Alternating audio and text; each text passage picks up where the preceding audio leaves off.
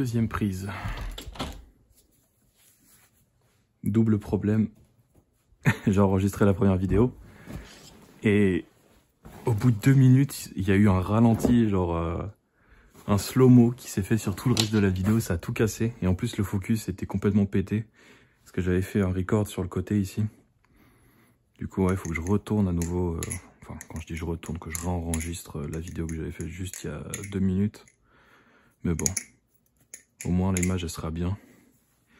Je suis en train de réfléchir à un nouveau format pour l'enregistrement, essayer de faire un peu comme un pote à moi que je connais dans le monde du flipping, il s'appelle Flint. Il a une chaîne YouTube, je la mettrai en description. Je lui ai envoyé 2 couteaux, il va faire un review dessus. Et lui, il a un cadre où il place sa caméra un peu sur le côté quand il parle. Il se met en face, il explique les choses. Après, il fait un peu de flipping, il fait quelques slow-mo. Il montre quelques points de vue aussi qui sont pas mal à l'image à regarder. Peut-être je vais faire ça. J'ai pas trop envie de montrer ma tête, mais en tous les cas, je vais peut-être essayer de faire un truc un peu différent. À voir. Bon, c'est pas le sujet de cette vidéo. De toute façon, le sujet c'est ça. The One Alien.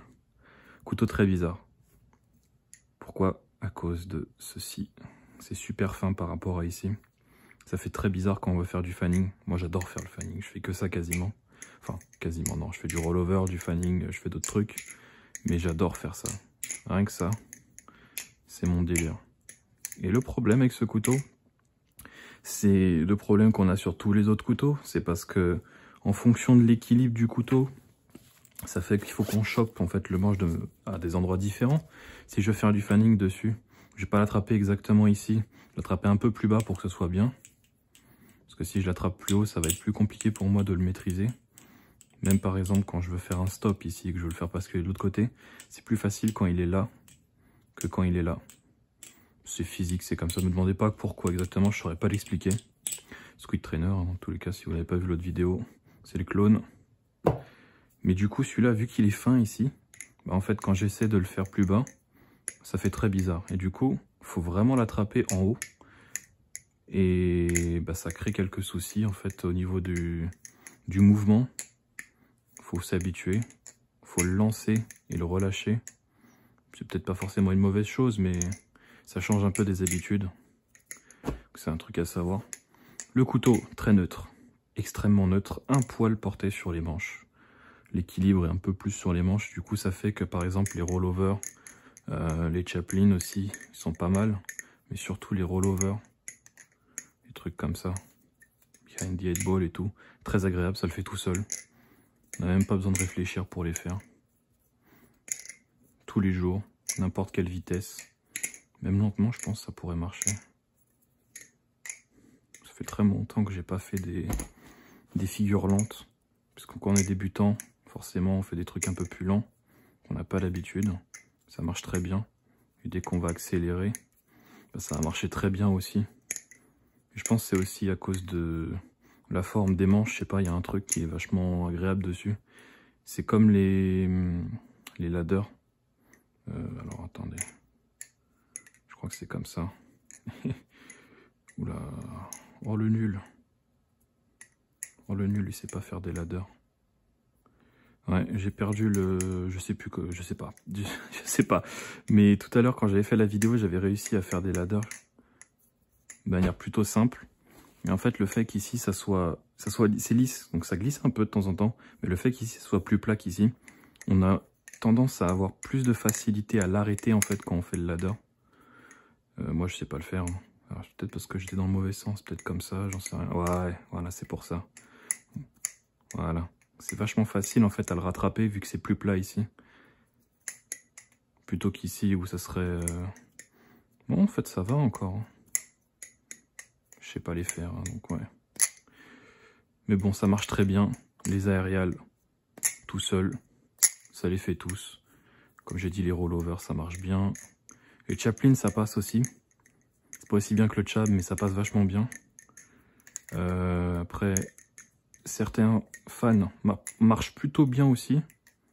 Il faut juste pas aller trop vite. C'est, je pense, un peu la faiblesse du couteau. Quand on commence à accélérer ou qu'on ralentit trop, Ça va commencer un peu à galérer. Mais sinon, ça marche très très bien quand même. Choker fan, tranquille. Les paraboliques, faut plutôt attraper, faut plutôt le lancer vers ici plutôt que vers là. Ce que je fais sur d'autres couteaux. L'équilibre est meilleur comme ça. Il y aurait quoi d'autre? Je connais pas beaucoup de figures. Chaplin, j'en ai déjà parlé. Tom Chaplin, j'en ai déjà parlé aussi. Ouais, voilà, je pense que c'est tout. Hein. Il fait quasiment tout seul. Même le fanning, en fait, une fois qu'on est habitué, même si ça bouge un peu comme ça, enfin, ça se met un peu dans cette forme-là, parce que c'est légèrement porté sur le manche, je pense. Je suis pas un expert, mais ça bouge un peu. Mais ça reste quand même très propre parce que le couteau est totalement neutre, enfin presque totalement neutre. Backhand fanning aussi, ils sont très faciles à faire. J'en fais pas beaucoup, du coup j'ai pas l'habitude. Du coup ils sont très moches. Allez. Bon. Mais ouais. Comprenez le truc. Yeah, je fais n'importe quoi. Donc ouais, c'est un couteau, c'est assez léger. C'est vachement agréable pour faire plein de trucs. 50 €, manche en alu avec lame-acier classique sur AliExpress.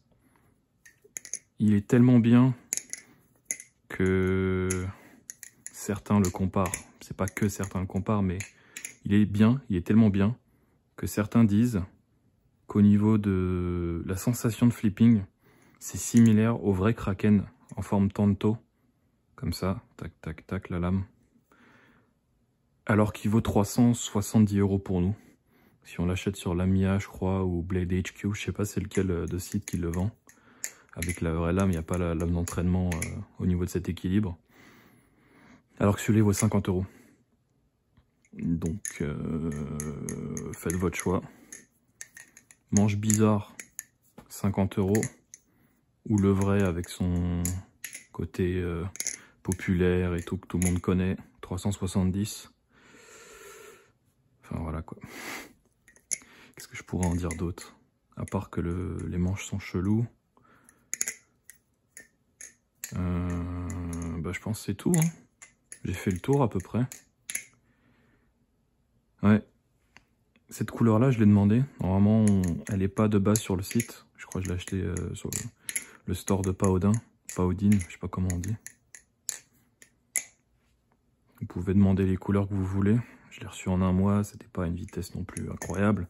Si vous achetez chez Cotelin, chez Postruy, je crois, et il y a d'autres stores où c'est plus cher, genre c'est 70 € peut-être, un truc comme ça, 68, 65. C'est parce qu'il va venir plus vite. Ils ont des personnes qui livrent plus rapidement, donc c'est pour ça que c'est plus cher. Et voilà, voilà, tout ce que j'avais à dire.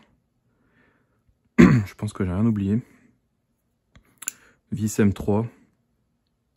Pivot, enfin voilà, tout ça assez adapté par rapport à The One. Les bushings standards, ils sont arrivés, ils étaient très bien. Il a un peu de tape quand je force, parce que j'ai un côté ici sur le manche qui est un peu plus porté d'un côté que de l'autre, donc je suis obligé de faire ce truc là bizarre où en fait je pousse la lame vers ici et je pousse le manche de l'autre côté.